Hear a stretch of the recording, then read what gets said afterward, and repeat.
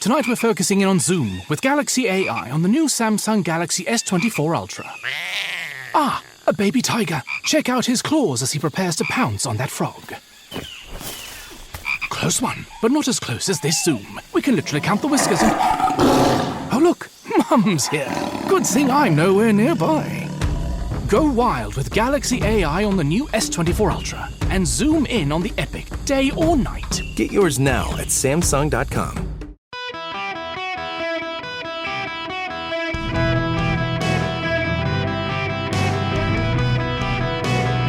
Welcome to the Eric Erickson Show Podcast, Hour 1. Hello and welcome. It is Eric Erickson here nationwide. The phone number, 877-973-7425.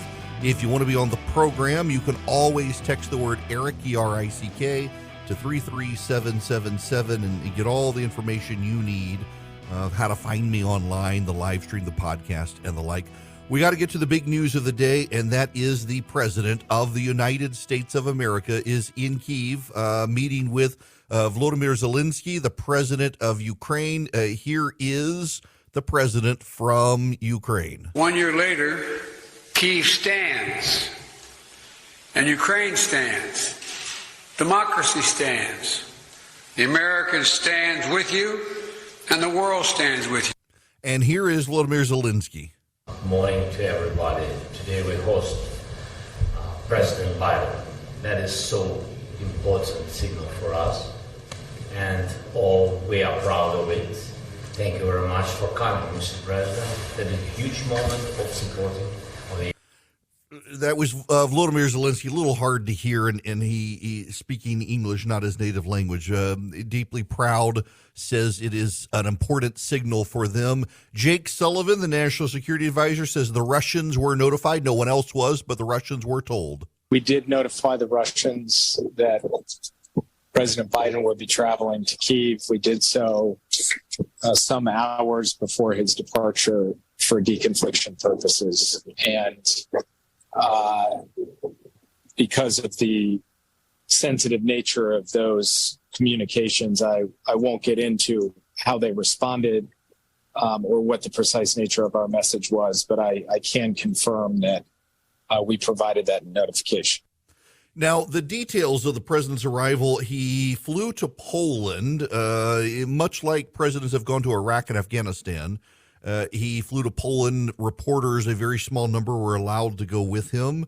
And then he crossed the border by train, traveled more than 10 hours to get to Kyiv and see the president. They went out into the streets of Kyiv as air raid sirens were sounding.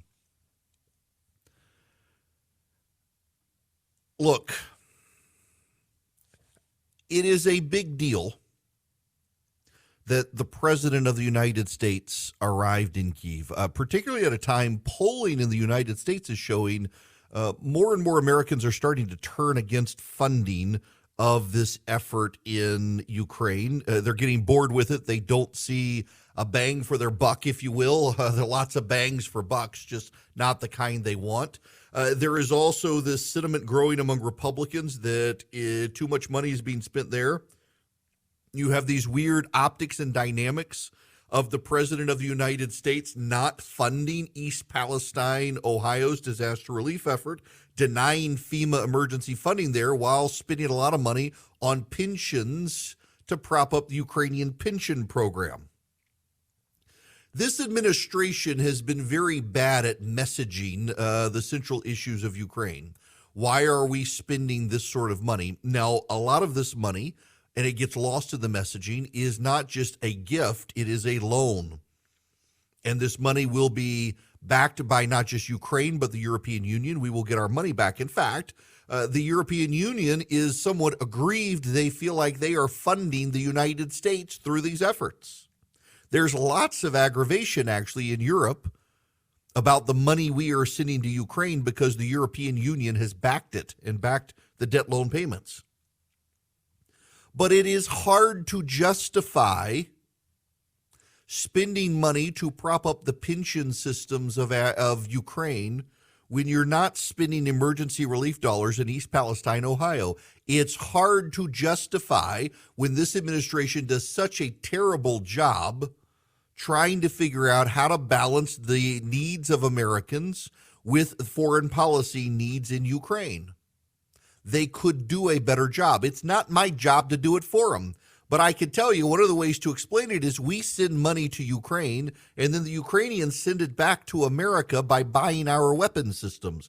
In buying our weapon systems, they create jobs for Americans. This is the arsenal of democracy at work. It's what the United States has historically been known for, and we benefit. It creates American jobs oftentimes in red conservative states in the South.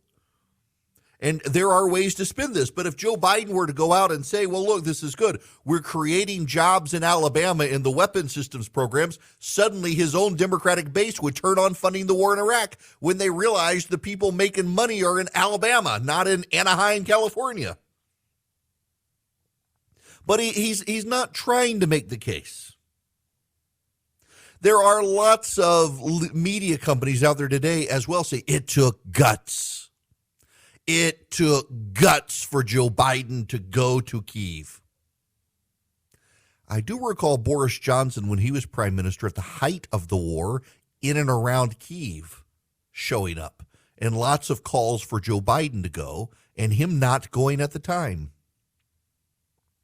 Listen, we should applaud our president because he is your president and my president. Whether we like the guy or not, we should applaud him going to Ukraine, to Kyiv, to stand in solidarity with the government and the leadership of Ukraine. But he could have gone a long time ago like other world leaders. I don't know why we all need to seal clap the president waiting until now, after all of this time, a year later, showing up in Ukraine. And you know, and I know damn well that if Ron DeSantis were to show up in Ukraine, the media would excoriate it. How dare he go? He's just trying to build his foreign policy credentials. Yes, it's true. There's a difference. The president of the United States versus the governor of Florida.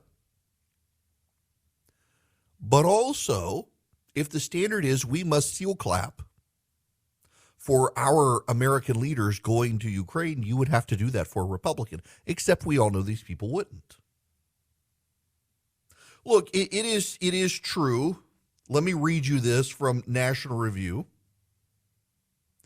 Americans are allowed to disagree in good faith with what comes next should the U.S. stand for a Ukraine whole and free, no matter how long it takes to eject the Kremlin's army, or is it in the American interest to urge the Ukrainians to accept a peace that doesn't include all of its antebellum territory? But no one should be under any illusion about the power of an American president going into a war zone to extend a hand to a beleaguered people and offer unwavering support. Symbolism and morale matter to a nation at war. Indeed, as Napoleon said, the moral is to the physical as 3 to 1. At home, it may often feel our republic is irretrievably fractured. Abroad, mistakes and wrong turns have tarnished our reputation for competence and steadfastness, but America is still, for all its faults, seen in dark and terrible places as the last best hope. Beyond our shores, people should react to our presidents with hope. That's all true. That's all a fair statement. He also says this trip took guts, but not as much as it could have last year in the height of the war, when other leaders of other countries were showing up and President Biden was not. He could have done this sooner. That he did it is a good thing. He should not be criticized or condemned for going. But I do think you can't applaud him and seal clap, oh my God, the president of the United States is in Kyiv, this is so wonderful, without also acknowledging the number of world leaders who were willing to go when it was far more dangerous. And you can say, but they weren't the president of the United States. But they were leaders of a war effort for Ukraine, just like this president. And now we went and he made sure the Russians knew we were going. Interestingly enough, while Biden headed to Ukraine, China's top foreign minister went to Moscow. There's an interesting juxtaposition there we should not ignore. We are bolstering Ukraine. It is in our interest, and I know some disagree, but it is in our interest for Ukraine to fight the Russians with our weapons and avoid us having to fight them for Russia to spill over into NATO territory. And that day might come still. But it's far better for the Ukrainians to dispatch the Russians than for us to have to do it. Let them use our weapons, let them use our money, but someone's got to take on the Russians. The fact that the Chinese, though, wish to build this alliance with the Russians should be notable. It should be more notable that they made sure to send the Chinese foreign minister to Russia as our president was going to Kyiv. Battle lines are being drawn. And here then is the historic note. When this country embraces its isolationist tendencies and sits on the sidelines, historically, we then have to come into messy affairs later and clean them up. It is far better for us to be on this international stage where some of you don't want us to be, and to be there robustly defending the Ukrainians, than for us to sit back, be isolationist, and wait for it to become inevitable for us to go in after battle lines have been drawn and trenches have been dug and troops are put in places that are made much harder to root out. I mean, you don't have to be much of a student of history to understand in World War I and in World War II, Americans ultimately were dragged into both affairs. We had been very isolationist for both of them. In World War II, we had used the arsenal of democracy to help fund European powers against the Nazis, but we wanted to stay out of it until the surprise attack of the Japanese on Pearl Harbor drew us into the war. In World War I, we sat out until millions of Europeans killed each other and dug trenches and made it far more difficult when we did go in to help turn the tide of that war. Time and time again, our isolationist tendencies in this country take the world to war, and we have to go in and clean up. That's just historic reality. In this situation, if the Russians take over Ukraine as they want, they will eventually spill into NATO territory. You can bellyache your talking point time and time again that us considering Ukraine as part of NATO is what caused this, except we had well rejected the proposition before Vladimir Putin went into Ukraine, and you have to believe what someone is telling you and be ignorant of history and fact in order to use that line. But a lot of people on the right use the line that our considering Ukraine for NATO was what provoked this, when we hadn't considered Ukraine for several years before it happened, and in fact had explicitly rejected them, and only now are we considering Ukraine again because of this provocation. Facts actually do matter. Timelines actually do matter. But a timeline that also matters is that Boris Johnson, the head of the EU, the Germans, the Poles, and many others went to Ukraine well before the President of the United States. And now the President of the United States is in Ukraine, having had the Germans force our hands on sending Abrams tanks to Ukraine. And now the demand is on for F-16s and long-range missiles, which American generals are beginning to tell Congress could turn the tide of the war. An escalation appears to be coming in this. The problem for the Biden administration, an objectively truthful problem for the Biden administration, is that they are having a really hard time explaining to Americans why we should fund the Ukrainian pension program and deny FEMA assistance to East Palestine, Ohio. The Biden administration has done more harm to the American war effort with Ukraine by its failure to pitch it and sell it, to the tone deafness of the concerns and the outright dismissal of any opposition when there are legitimate complaints about doing it. There are some legitimate complaints. You wouldn't know that from the Biden administration. They are their own worst enemy. And going to Ukraine, it's a great day for the President of the United States. It gets him a lot of great press, even from conservatives who tend to have the back of any president who goes into a war zone to take the side of people we are allied with. But it comes at a cost. And that cost is his inability to sell the overall war and picture of the war to the American people, depriving us of funds at home for necessary things while sending funds to Ukraine without explanation that could be made and could be made in a way that Americans understand. But thus far, this administration has failed to do so. At least, however, he went, finally. So my kid has a queen-size bed. We've got a king-size bed. We got him Bull and Branch sheets, and he's used them. He had like kid sheets, and now he's old enough he doesn't want the action figure sheets anymore. Well, we got lost because, I mean, the sheets look like our sheets, except they're queen-size sheets, and they got put in our closet, and the kid was in despair. We got him Bull and Branch sheets. They've gotten softer and softer, and he's like, where are my real sheets? He refused to sleep until we found the real sheets because they're that soft. They're that good. They're made with a 100% organic cotton thread. They get softer in every wash. You can stay cozy all winter long with a set of Bull and Branch sheets. They really are that good. We have them on multiple beds in our house. My goodness, seriously, my kid, he's finally like, my sheets are for kids. I'm grown up now, and it's just a step of quality above what he had, and now he's like, can't sleep without these sheets. They're designed to feel incredible for all sleepers. They're made without toxins. They're free of pesticides, formaldehyde, other chemicals. They fit the deepest mattress too, which I love because we have a very thick mattress on our bed, and it fits. It doesn't like bunch up and then snap off in the middle of the night when you roll over. You can get 15% off your first order Bull and Branch sheets when you use promo code ERIC at bullandbranch.com. Exclusions apply. See site for details. That's Bull and Branch, BOLLAND branch.com. The promo code is ERIC, ERICK.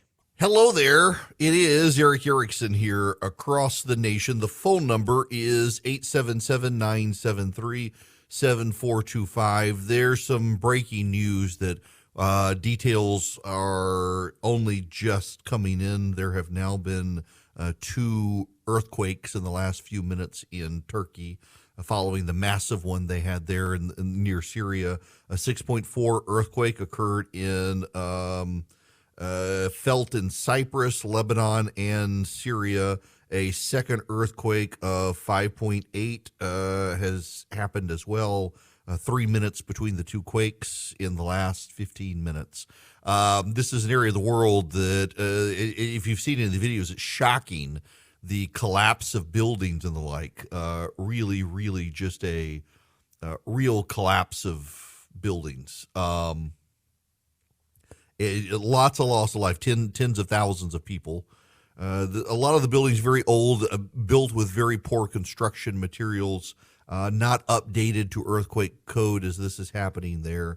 Be in prayer for the people over there if you're a praying type, because there's a 6.4 earthquake followed right by a 5.8 within 3 minutes is a big deal. It's nighttime there now. And so people are waking up in the middle of the night to devastation, yet again coming on the heels, these aftershocks, if you will, of the last big earthquake there. We got other news that we've got to talk about as well here that we've got to get into. When we come back, I want to talk about Jimmy Carter. You know, there's a period for presidential mourning. It is 30 days of the flag at half-mast. We in this country have a conflicted view of our leadership, particularly more so in this postmodern era that we live in, where more and more, in postmodernism, there's no longer the truth. It's your truth and my truth. There's no longer objective standards. There's a lot of moral relativism. Exceptions become the rules, and it's hard to embrace, as a result, the legacy of someone like Jimmy Carter if you're a conservative, because I get angry hate mail from people on the right when I point out that Joe Biden is their president, whether they like it or not. When Donald Trump was president, I got awful hate mail from progressives when I pointed out that Donald Trump was their president, whether they liked it or not. And they refused to believe it. It's like, no, you don't get your own president in this country. We have one. And for 4 years in the late 1970s, we had one, considered one of the worst presidential administrations in American history, and then considered one of the best post-presidencies, if not the best. And I could quibble with the some, but every president gets 30 days of mourning. The most interesting thing here is a gathering here, much like with George H.W. Bush when Donald Trump was president, a gathering of all the presidents, assuming Donald Trump is invited and goes to a Carter funeral. But President Carter has entered hospice at home. He is doing okay. but he is at the end of life, and word will come one day soon that he is no more, and America will go into an official mourning period for 30 days with a flag at half-mast to remember his presidency. Y'all, I want to be real honest with you. I have looked, because you have asked me to look, for a reputable gold company that can give you advice and answer your questions that's not gimmicky. Like, for example, some of them do certificates, and some of them they try to rope you in with other stuff. You are interested in precious metals for your retirement savings to ease the ebbs and flows of inflation and wild swings in the stock market. Advantage Gold. Advantage Gold. That's who you want to call. Advantage Gold, I have looked into them. I have had them answer my questions, and it is not one of these gimmicky places. There aren't tricks. They really just want you to have a great experience learning how to be a gold investor. Give them a call, 800-450-2566, 800-450-2566. Tell them I sent you. You can get their free gold and IRA investment kit, but call them if you got questions. They're good people, 800-450-2566. Hello there. Welcome. It is Eric Erickson here across the nation. The phone number, 877-973-7425. Just real quick, I want to read you this headline. Chick-fil-A goes woke. Conservative fast food chain tests $7 plant-based sandwich made from cauliflower that costs more than the chicken original. They're selling it in Denver, Colorado, Charleston, South Carolina, and Greensboro, North Carolina. It is the height of stupidity to call this woke. How is offering a vegetarian option woke? I mean, plenty of restaurants have long offered vegetarian options. My Catholic friends are upset that they're not offering a fish sandwich. That I didn't even know they at one point sold a fish sandwich, but they say they lack fryer capacity for that. Listen, I'm not a big fan of cauliflower everything, cauliflower mashed potatoes, cauliflower pizza crust, although now that I know how much nicotine is in cauliflower, I may give it a shot. I kid, but nonetheless, it's not woke to offer a vegetarian sandwich. Now, I picked on Chick-fil-A. I told them, I put up a piece online and said, repent. Humorously, all my Chick-fil-A friends were like, what? It's actually tasty. Don't criticize. I don't care.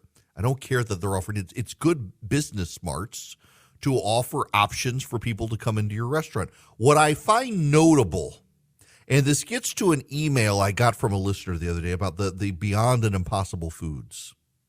Some of the restaurants, I think KFC attempted a Beyond chicken or an Impossible chicken. You know, these companies offer highly synthetic processed meat substitutes. It's fake meat. And at one point in our lives, we were told that the highly processed stuff is the worst stuff to eat until they decided it was good for the environment and bad for us, so we should go eat this stuff. And they're not doing well. I got a listener emailed me, was very upset with me, criticizing these two companies, and he clearly hasn't heard the stories that Beyond is about broke. That nobody's buying the stuff, that they hit a peak at which people have stopped buying. The Beyond Meat people, one of the senior executives was arrested or jailed at a football game in Arkansas, among other things, and they're just not doing well. So I was at a meeting one time with one of the people tied to one of those two companies. The guy's wife was one of the scientists. And they were working on the synthetic hemoglobin. They were getting FDA approval for it. And the synthetic hemoglobin, so meat has what some scientists believe is the meaty feel to it because of the blood. You don't actually eat the blood. You know, the red stuff in your hamburger or your steak isn't actually blood. But there's hemoglobin present, which is present in blood. And it gives meat of all varieties that meaty feel. And they were working on synthetic hemoglobin.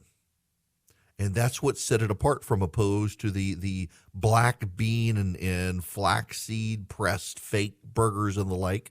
It gave it something, but I just, yeah, there's not a, you know, you're not eating a regular hamburger when you go get one of these Impossible Burgers, but it kind of tastes like it, apparently. I have no desire to eat one.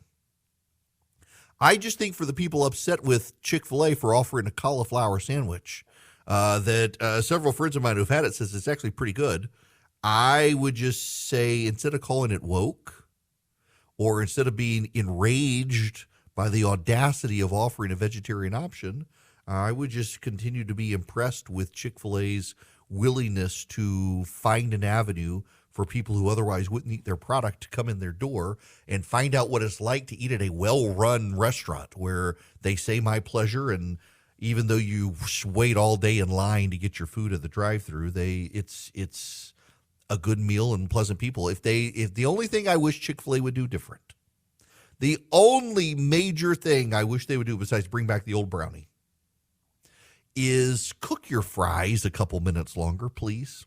There's a restaurant not far from me.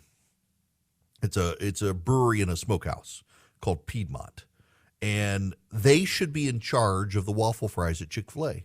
Their waffle fries every single time come out crispy. At Chick-fil-A, half the time you can tell they rushed it and the waffle fries are super soggy. I get the, I'm trying to do the whole macro thing again, but I get the grilled chicken nuggets and not the waffle fries. And I stopped eating the waffle fries a while back anyway, just because I'm tired of the soggy waffle fries. Just cook them a little longer, as long as you cook your cauliflower. But it's not woke. All right, now that I've got that off my chest, I can move on to other stuff. It's kind of a difficult topic, and it shouldn't be a difficult topic. I am not a Jimmy Carter fan. And I've heard stories from some of his successors in office and those who worked for them that made me even less of a Jimmy Carter fan. But there are also a lot of people I know who were helped along the way by Jimmy Carter after he left office. He has a complicated legacy. His presidency was not a good presidency. For a very long time, it was notable that even Democrats did not want Jimmy Carter coming to their presidential conventions. It was only, I think, the Obama administration, maybe it was the Kerry in 2004, but I think it was Obama in 2008. Jimmy Carter showed up at a Democratic presidential convention. And it's because the Carter presidency is shorthand for bad. Nobody wants to be the second coming of Jimmy Carter. The Democrats actually will say that Donald Trump is the Republican Carter-Nixon transplant. And they use Carter in there. They don't use it in a kind way. Jimmy Carter's presidency saw gas lines, saw stagflation, saw economic misery, and it led to the rise of Ronald Reagan. And there are some Republicans who take hopes in the problems of the Biden administration, thinking it will give rise to the second coming of Ronald Reagan, whoever that might be. Jimmy Carter's post-presidential administration, post-presidency, was actually kind of widely considered the gold standard. I don't know that I would go that far, but among members of the media who can never give credit to Republicans of anything, they point to Jimmy Carter and his post-presidency, his care for democracy, his building of houses for Habitat for Humanity, his teaching Sunday school. All of that stuff was good. Now, I will tell you, a part of me is a little bit jaded when it comes to the Carter post-presidential years, because I know some of his successors in office, and I know a lot of people who worked for his successors in office. And all of them have very unflattering stories about Jimmy Carter. And I know some people around Atlanta who have had encounters with him that were not very pleasant after he left the White House, even into old age. The successors in office essentially portray a man who intended to use his care for democracy around the world to interject himself into their foreign policies when he didn't like the way they were doing things. The Clinton administration officials are deeply critical of Carter, and of course a lot of the Reagan officials were as well. But the Bushes and Obama, I always thought it was very interesting when you look at pictures of the presidents together. You have all of them kind of clustered together, and Carter off by himself. And that's the way it always has been, that there's no real love lost between those presidential administrations. That being said, the charity work that Jimmy Carter did, hands down, probably more impactful than anyone else's. When you look at Bill Clinton's Global Clinton Initiative Fund, it looked like a way to subsidize the lifestyles of the Clintons. Jimmy Carter is the only man in the modern presidential era to go home to the house he lived in before the presidency. That gives you kind of a sense of the character of the man, whether you like him or not. Every president since, I want to say, Nixon, every president left the presidency and bought a mansion. Jimmy Carter went back to Plains, Georgia, and moved back into his house that he'd always lived in. And he taught Sunday school and was accessible. I sat on a plane trip to Washington several years ago. He was going up there for an event, and the Secret Service came on the plane. He had Secret Service protection. Presidents up until recently had lifetime Secret Service protection. Only more recent presidents. It was supposed to actually be a law, interestingly enough, that began with George W. Bush. You would no longer get lifetime Secret Service. But given the Iraq War and the like, Bush gets lifetime Secret Service. So Carter has lifetime Secret Service, but he flew commercial. He didn't fly private. He flew on Delta. And he got on the plane, and he sat in economy. Didn't want to sit up I was in first class. I thought it was kind of notable. I'm in first class, and the former president of the United States is sitting back in economy. And he shook hands with everybody on the plane, spoke to everyone, was very accessible and nice, did not have a big ego. It was a fascinating look into the former president, and he now comes to the end of his life. He's the oldest living president. He's 98 years old. He has lived longer than all the others, and he has that very mixed legacy. To some degree, I guess it's a good thing that his family has given notice he's with hospice. Several months ago, actually, I was told he was in very poor health and was not expected to make it. I actually got a call from my flagship station saying, "Have you heard anything about Carter?" I said, "Yeah, it's not good. The buzz around Washington, D.C. is that we should be preparing for a presidential funeral." And he been in and out of the hospital getting treatment, was able to overcome that, but has not been, frankly, just overcoming age, and he's dealt with cancer and other issues. So prayers for him and his family. It is a complicated legacy. And it is defined, I think, largely by two periods, his presidency and his post-presidency. There is very little commendable about Jimmy Carter's presidency. Very little commendable. But there is much to commend him for his later life in charity and nonprofits. Even as I continue to have these stories roll around in my head about things done through his post-presidential Carter Library and his support for democracy around the world, that other presidents had bad blood, I guess you could say, because of it. But when it came to Habitat for Humanity, when it came to teaching Sunday school, being accessible in church, being accessible in Plains, Georgia, and the like, there's a lot to commend for the man, Jimmy Carter, if not for the president, Jimmy Carter. And regardless of your feelings on him and your views on him in life, mine included, we should be praying for him and his family right now. Now I want to mention to you, before I get out of here, Patriot Mobile. My cell phone company can be your cell phone company. I don't own the company. I'm just and I actually called them up. I took advantage of my own deal, which was kind of funny, to get aligned with Patriot Mobile. You can take your existing phone number to Patriot Mobile or get a new one, and you use the same cell towers everybody else uses. So you go to patriotmobile.com/Eric, patriotmobile.com/ERICK. You port your phone service over to them or get new phone service. You get free activation with my name, and you get guaranteed great service. They use the same cell towers you're probably already using with your existing cell phone company. And you get great discounts from them if you're a veteran, a first responder, a teacher, an NRA member, so many more. You got a lot of lines for your house because you got a lot of kids. They can take care of you. And then what's really cool is they take a portion of their profits and they fund the conservative causes you care about, from the First Amendment to the Second Amendment to the pro-life movement to supporting veterans and first responders to even funding races of conservative school board parents against woke school board members. Patriot Mobile does it all. They've been getting a lot of flack from the left-wing press because of what they do. You can help them do even more just by taking your cell phone business to them and getting their guaranteed great service. You can call them 972-PATRIOT, or you can go online, patriotmobile.com/Eric, get their guaranteed great service today. Welcome. It is Eric Erickson here across the nation. Larry Hogan says a decision about 2024 will come this spring. You may not know who Larry Hogan is. Larry Hogan is a favorite of the media talk shows. He's the former Maryland governor. He's a Republican who criticizes lots of Republicans, so he gets lots of airtime. He was on Meet the Press on NBC. He said, sometime this spring, I think, is when you have to really get ramped up. You got to start raising hard dollars to be really in the race, committed in the next couple of months.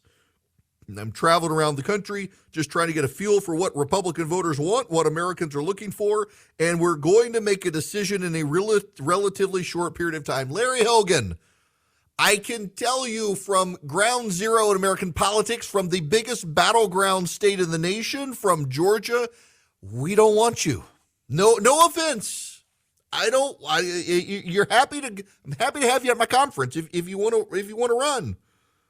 But you're looking at a field of Republicans where every sentiment out there is that we don't need a crowded field. And what the hell is your lane exactly as a Republican? That you're the moderate Republican who's okay with gun control and thinks social conservatism is going too far? Have you not paid attention to the cultural conversations of the day? Right now, whether you or I like it, and I do have some qualms with it myself, the conversations on the right are culturally oriented. They're not fiscally oriented.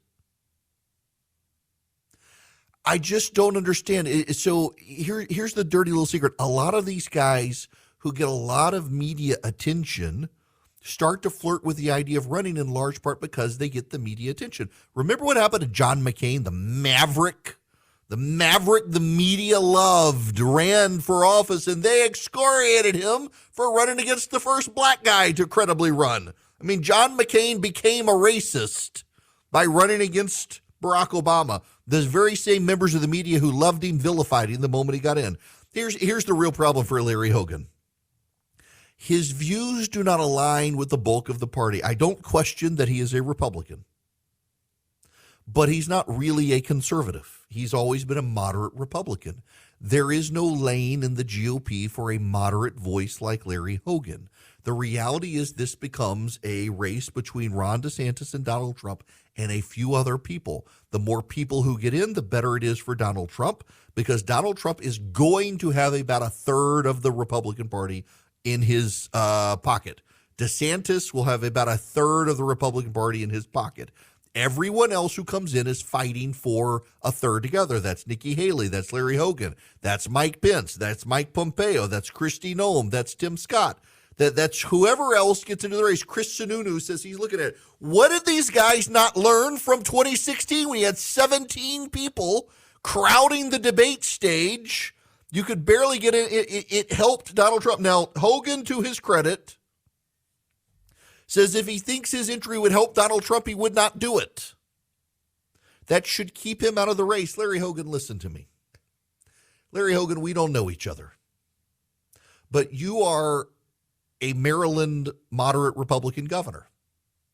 That sells well on television, whether it's This Week or Meet the Press or wherever. It doesn't sell well within a Republican primary where the fights, whether you or I like it, are culturally conservative fights at the time, and you're out of step with those.